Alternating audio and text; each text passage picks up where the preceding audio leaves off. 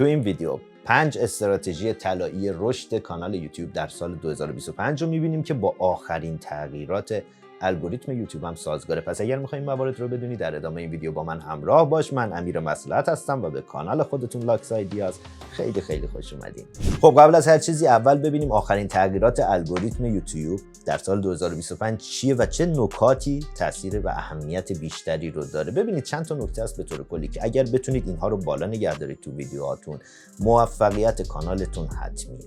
اولین نکته و یکی از مهمترین ها اینگیجمنت یا تعامل شما با مخاطبینتون است. ببینید دیگه به طور کلی دیگه تنها دیده شدن ویدیوی شما کافی نیست. شما باید کیفیت کارتون رو بالا ببرید و همیشه یک تعامل خوب با مخاطبتون داشته باشید. مخاطبین شما وقتی روی ویدیوهاتون کلیک میکنن خیلی مهمه که تایم زیادی از ویدیوتون رو ببینن، لایک بکنن، کامنت بذارن و ویدیو شما رو شیر بکنن و با افراد دیگه به اشتراک بگذارن. و یک دیگه از مهمترین چیزا اینه که دوباره برگردن و مجدد ویدیوهای دیگه‌تون رو هم ببینن. اینا نکاتیه که الان خیلی اهمیت پیدا کرده و خیلی تو رشد ویدیو و کانالتون میتونه تأثیر بذاره در سال 2025. دومیش واچ تایمه. هر چقدر ویدیوهاتون بتونن واچ تایم بیشتری بگیرن، خب این باعث میشه که الگوریتم شما رو به افراد بیشتری ساجست بکنن و پیشنهاد بکنن ویدیوهاتون رو و کانالتون رو بیشتر رشد میده. نکته بعدی که توی الگوریتم ها دوباره در سال 2025 خیلی تاثیر داره، بازدید مکرر مخاطبای شماست. این که مخاطب شما میاد یک ویدیویی رو میبینه، دوباره برگرده تو کانال شما و بخواد ویدیوهای بعدی شما رو ببینه، یا ویدیوهای بعدیتون رو وقتی آپلود میکنید مجددا این مخاطب راغب باشه و بیاد دوباره اون رو هم ببینه. پس خیلی مهمه که تولید محتوای با کیفیت بکنید و سطح کیفی و فنی ویدیوهاتون رو هم بالا ببرید. حالا بریم سراغ استراتژی تولید محتوا. یکی از بهترین راه‌های تولید محتوای خوب ترکیب دو نوع محتوا با همه. یکی محتوای ترند، دومی محتوای همیشه سبز. برای رشد کانالتون شما باید بین این دو نوع محتوا همیشه یک تعادلی رو ایجاد بکنید. محتوای ترند در حال حاضر مثلا میتونه اخبار تکنولوژی باشه، اخبار AI. اینها الان خیلی بازدید داره، خیلی مخاطب داره و همیشه توی سرچ یوتیوب و گوگل رتبه‌های بالا رو داره. اما محتوای همیشه سبزم آموزش‌ها و نکاتی هستند که همیشه جذابن برای مخاطب. ترکیب این دوتا تو کانالت قوقا میکنه.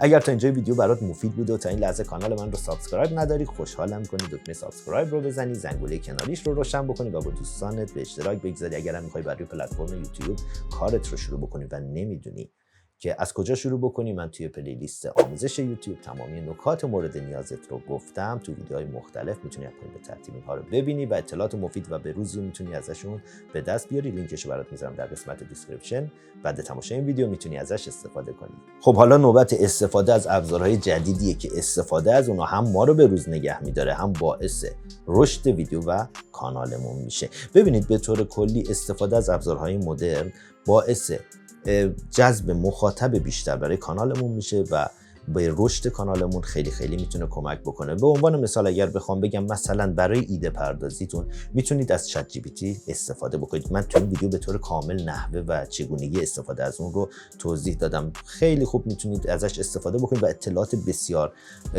مفیدی رو هم در اختیارتون میذاره. برای طراحی تامنیلتون هم فتوشاپ رو داریم، هم کنوا. این دوتا واقعا در یک حد سطح استاندارد و عالی میتونن کاراتون رو بهتون تحویل بدن و خیلی میتونه تو جذب مخاطب بهتون کمک بکنه. حتما باید کانالتون رو آنالیز بکنید. از اکستنشن های آنالیز هم میتونید از ویدایکیو یا توب بادی استفاده بکنید. تمام این مجموعه باعث بالا رفتن کیفیت تولید شما برای پلتفرم یوتیوب میشه. خب اما استراتژی مهم بعدی ایجاد یک کامیونیتی خوب و تعامل درست با مخاطبینتونه. ببینید یوتیوب در سال 2025 بیشتر از هر زمان دیگه ای به تعامل خوب شما، به ارتباط خوب شما با مخاطبینتون اهمیت میده. پس خیلی مهمه که این ارتباط رو در یک سطح بالا و خوب نگه دارید. براش هم چند تا راه حل خیلی ساده وجود داره. یکیش همین کامنت هاست. شما میتونید توی ویدیوهاتون از مخاطبینتون سوالاتی رو بپرسید و ازشون بخواید که نظراتشون رو توی کامنت ها بهتون بگن. اگر مخاطبینتون، بیننده هاتون، آدما میان توی کامنت ها ازتون سوالی میپرسن، حتما سعی بکنید سوالاتشون رو جواب بدید، جواب درست بدید و این هم خیلی کمک میکنه که شما ارتباط خوبی رو با مخاطبا و اعضای کانالتون داشته باشید و همین یک حس خاص بودن رو هم به اونها میده. اگر سوالی ازتون میپرسن، اگر ازتون ویدئویی میخوان، حتما اگر در تمام و تخصصتون هست حتما اون ویدیو رو براشون بسازید. البته تمام این مواردی رو که گفتم باید با صداقت کامل باشه، نه اینکه صرفا چون بخواید مثلا تعاملتون رو با مخاطبتون حفظ بکنید بخواید مثلا جواب کامنت ها رو بدید. نه، اصلا همچین چیزی نیست. باید با صداقت کامل باشه این کارها. مخاطبین شما افرادی هستن که بهترین ایده ها رو برای کانالتون و ویدیوهاتون میدن و بهترین پیشنهادها رو میتونن بهتون بدن. اگر به حرفشون گوش بدید، اگر ویدیوهایی رو که میخوان براشون بسازید، مطمئن باشید باعث رشد ویدیو و کانال شما و بالا رفتن کیفیت کارتون هم میشه. خب اما استراتژی طلایی بعدی چند تا نکته فنی که به بالا بردن سطح کیفی ویدیوهاتون کمک میکنه. وقتی ویدیو با کیفیت تولید کنید، ویوهای بیشتری ویدیوهاتون میگیره. ویوی زیادتر گرفتن مساویه با سابسکرایبر بیشتر گرفتن برای کانالتون. پس ویدیو با کیفیت تولید کردن به رشد کانال شما خیلی میتونه کمک بکنه. اولین نکته و یکی از مهمترین نکاتی که باید رعایت بکنید، داشتن قلاب قوی برای ویدیوهاتون هستش. هوک ویدیو و یا قلاب ویدیو یکی از مهمترین بخش‌های ویدیوتون است. 30 ثانیه اول ویدیوتون رو به سادگی ازش نگذرید. حتما براش سناریو داشته باشید، برنامه داشته باشید و سعی کنید اون چیزی که قراره تا انتهای ویدیو اتفاق بیفته تو همون 30 ثانیه اول در اختیار مخاطبتون قرار بدید. اینطوری مخاطب شما، بیننده شما میدونه به انتظار چه چیزی تو این ویدیو بکشه و بیشتر ترغیب میشه که تا انتهای ویدیوتون رو ببینه و اون نکاتی رو که همون 30 ثانیه اول تو قلاب و هوک ویدیو گفتید رو تا انتها بمونه و اونها رو هم ببینه. مورد بعدی موسیقی پس زمینه است. سعی کنید مخصوصا اگر دارید تولید محتوای آموزشی میکنید حتما از یک موسیقی پس زمینه استفاده بکنید که خیلی به بالا بردن سطح کیفی ویدیوهاتون کمک میکنه. اما نکته بعدی که یکی دیگه از مهمترین نکات هستش که من تقریبا توی همه ویدیوهام دارم میگم که از تامنیل مناسب استفاده بکنید. ببینید تامنیل مثل ویترین میمونه برای ویدیو شما و اگر از تامنیل نامناسب استفاده کنید ولی بهترین ویدیو رو هم ساخته باشید، مثل این میمونه که شما یه مغازه دارید و بهترین برندها و اجناس رو داخل این مغازه گذاشتید، اما به جای اینکه بیاد ویترینش رو درست بکنیم و یه در خوب توی جلوی مغازه داشته باشیم، بیایم در ورودی مغازه رو بذاریم از پشت، خب کسی اصلا متوجه نمیشه، ویترینی نمیبینن، کسی متوجه نمیشه که داخل این مغازه چی هستش که بخوام بیان واردش بشن. تامنیل شما مهمترین بخش ویدیوتون هستش و بیننده شما و مخاطب شما رو ترغیب میکنه که روی ویدیوتون کلیک بکنن. پس حتما با حساسیت و وسواس خاصی روی تامنیلتون وقت بذارید. من قبلا توی این ویدیو آموزش ساخت تامنیل رو هم دادم، لینکش رو میذارم براتون در قسمت دیسکریپشن، میتونید ازش استفاده بکنید.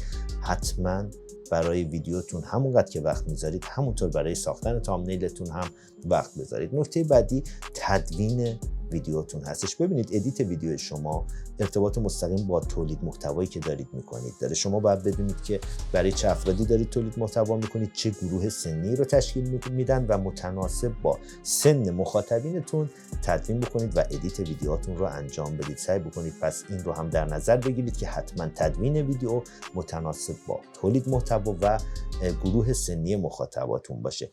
خب یه سری اشتباهات رایج هم هستش که معمولا کانال‌های کوچیک اینها رو انجام میدن. اگر شما تو کانالتون این اشتباهات رو دارید، الان دیگه وقتشه که اینها رو متوقف بکنید و دیگه این کارها رو انجام ندید. اولیش تولید محتوای نامنظمه.